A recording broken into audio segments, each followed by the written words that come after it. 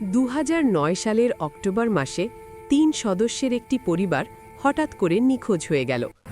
ববি এবং শেরিলেন তাদের ৬ বছর বয়সী কন্যা ম্যাডিসনের সঙ্গে তাদের বাড়ি ইউফাউলা, ওকলাহোমা ত্যাগ করে গেল এবং আর কখনো জীবিত দেখা যায়নি।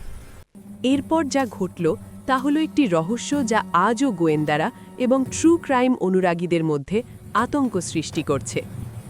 জ্যামিসন পরিবারকে শেষবার দেখা গিয়েছিল যখন তারা দূরবর্তী স্যান বোয়েস পর্বতমালার দিকে যাচ্ছিল। কয়েকদিন পরে তাদের ট্রাকটি ফেলে রাখা অবস্থায় পাওয়া যায়। ট্রাকের মধ্যে ছিল তাদের পরিচয়পত্র, ওয়ালেট, মোবাইল ফোন এবং এমনকি $৩২,০০০ নগদ। কিন্তু পরিবারটি নিখোঁজ। প্রতিষ্ঠানগুলি একটি বিশাল অনুসন্ধান অভিযান শুরু করেছিল। হেলিকপ্টার, লাশ শনাক্তকারী কুকুর এবং স্বেচ্ছাসেবকরা দুর্গম পাহাড়ি এলাকা খুঁটিয়ে দেখল। তারপরও পরিবারের কোনো চিহ্ন পাওয়া যায়নি। বিভিন্ন তত্ত্ব জন্ম নেয়: ড্রাগ সংশ্লিষ্টতা, সেক্ট বা গোপন সংগঠন, এমনকি অতিপ্রাকৃত ব্যাখ্যা।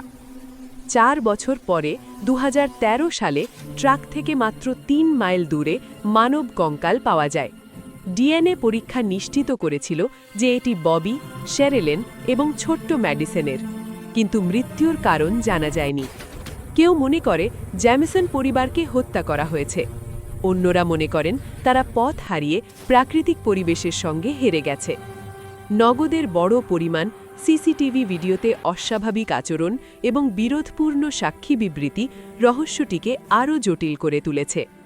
জ্যামিসনের গল্পটি আমাদের মনে করিয়ে দেয় জীবনের ভঙ্গুরতা সম্পর্কে এবং যে কিছু রহস্য কখনো কখনো চিরকাল অমীমাংসিত থাকে।